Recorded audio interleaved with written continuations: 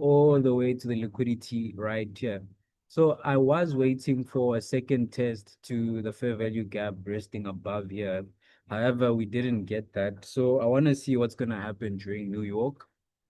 But then, yeah, for now, on USDJPY, I just want to give it some room to breathe because I am long term looking for shorts all the way to 13965. If you go on the daily level, on daily chart, you can see that we left with a lot of sell side liquidity that hasn't been swept before, right? So the other pair that I'm looking at right now is also Nasdaq. Let me just open up the Nasdaq chart right now for you guys.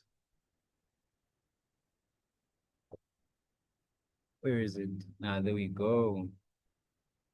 If we drop down to the 1 hour chart, I didn't trade yesterday, but as you can see, this was yesterday's price action. Price left us with a London high, and then at around New York open, price gravitated towards what the sweep of the London high. So I'm assuming this is going to be the high of the week.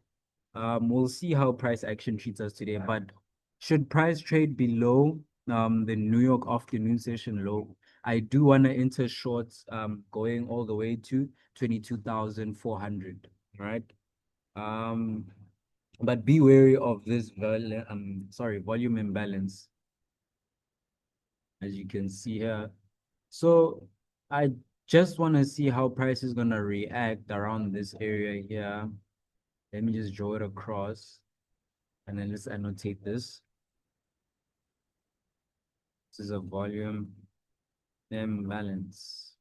Right. So for now, I'm not trying to predict price. I just want to see how price is going to react to this level. But so far, so good. I like how it's trying to push down towards the sell side, sweeping the afternoon low.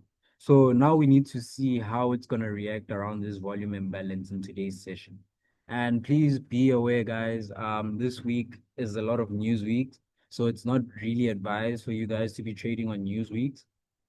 Today we have at 3:30, we have a bit of volatility coming on the GBP and USD pairs at around 3:30 to 4 o'clock South African time. I don't know what time it is for you guys.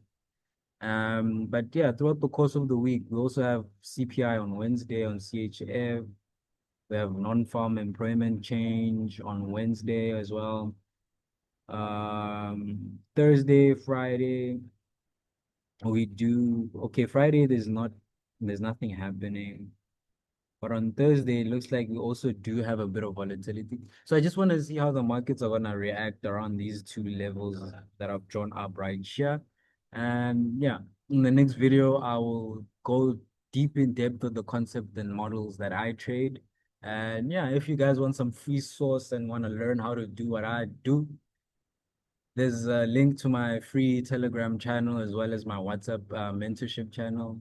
You guys join that. Make sure you like, comment, subscribe, and tell your friends to come through. I'm dropping them free source, guys. Come on.